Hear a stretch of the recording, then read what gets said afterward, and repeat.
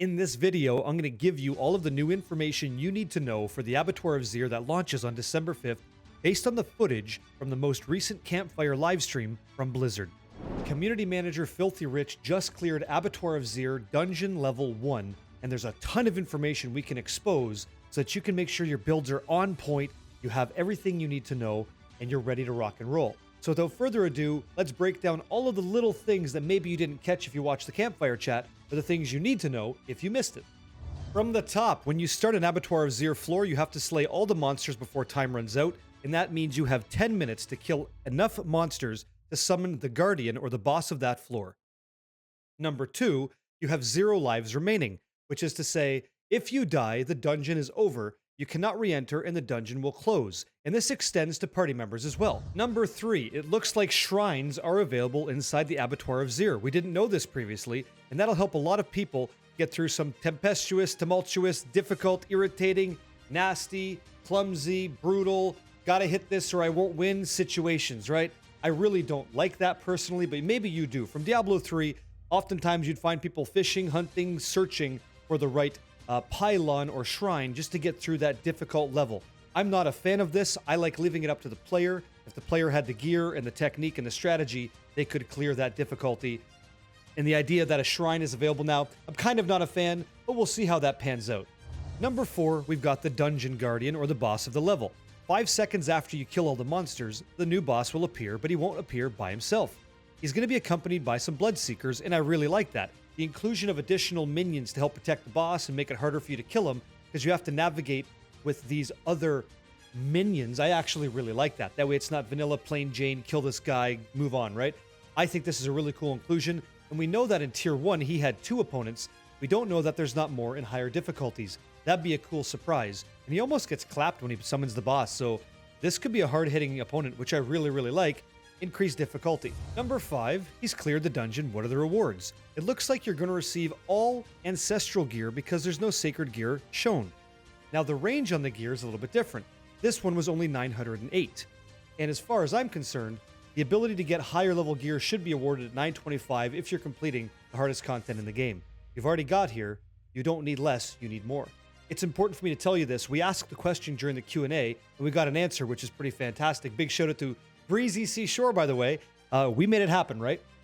Question from Breezy Seashore regarding Abattoir Zir. Will we get any sigils or sigil powder from Abattoir Zir dungeons?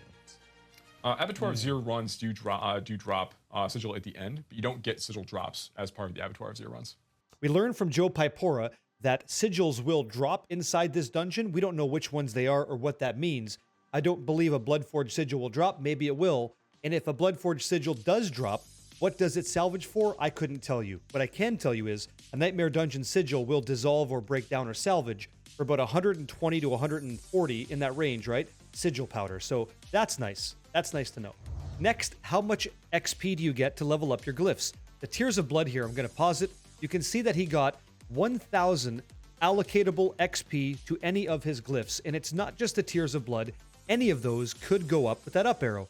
We can see that. So it's nice to know, as a sort of aside, that you will be able to upgrade not just the Tears of Blood glyph, but any other glyph.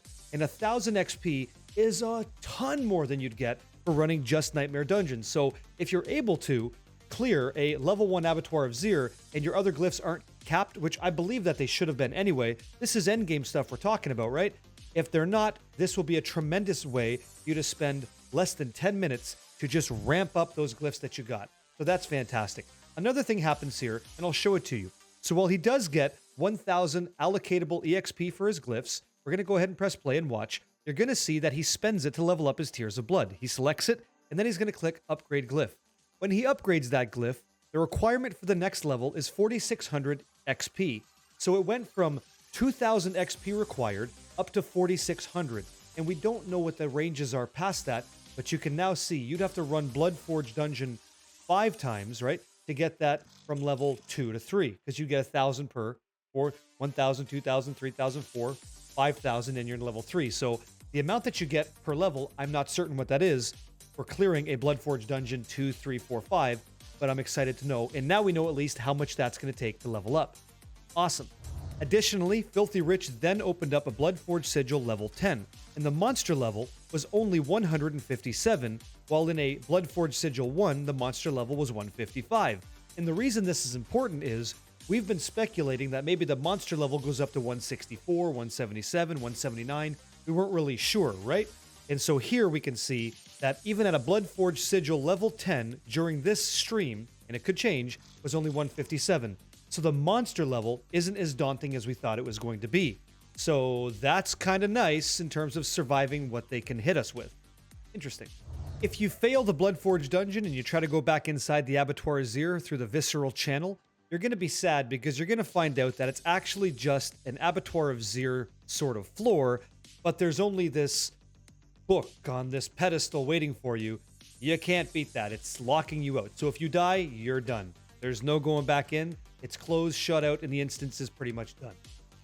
Next up, we learned that 3 gentlemen could look like a unified front when they're all wearing the exact same shirt, and that's really exciting. Damage on Tuesdays is being addressed.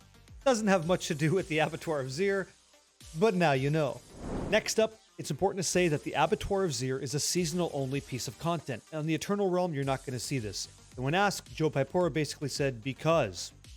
It's just not happening. It's a seasonal-only thing. You're going to use your vampiric powers to engage with it, and away you go. It's the Abattoir of the seasonal boss. Maybe that's why, but who knows? And now you know.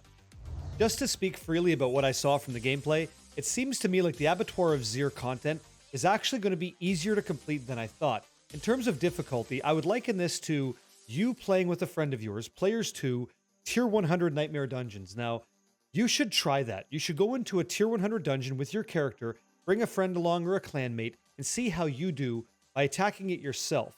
You could even go up to like Players 3.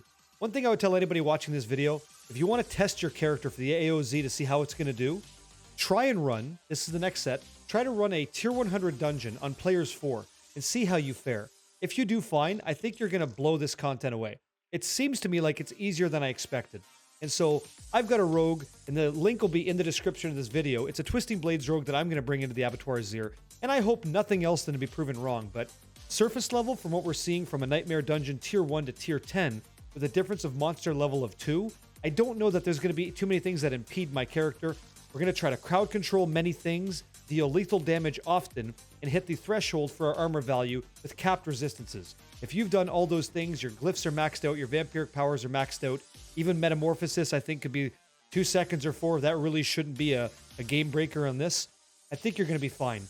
The reason I'm saying that is Filthy Rich, who's running this, did not apply the Tears of Blood glyph to his character. And that was a Tier 10 clap, but he didn't refill his potions either. So I don't think it's going to be as difficult as I first imagined it to be. And that's a little underwhelming, to be honest. But maybe I'm wrong, and I hope that I am.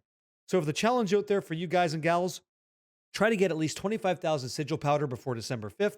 Make sure that you're checking out how your character's damage is in a Players 4 Tier 100. And I think if you want to get sort of like a simulation as to what the AOZ level 1 will feel like, play with a clanmate or a friend. I hope this video gave you some information. It certainly did for me. They did address some of the sigil powder costs in this video, and that was nice to see as well. It is definitely going to scale up and get more expensive as you go, and I hope that you are saving that sigil powder. It's one little cost to get inside the event, the Abattoir of Zir. I'm so excited to see you guys on December 5th. I am going to fly through this, I hope, and hopefully you can join me over on twitch.tv/barricade, where I'm live streaming this, and let's get through this content and high five at the very end. I don't know that there's not going to be a player title. I don't know that there's not going to be a mount or a cosmetic.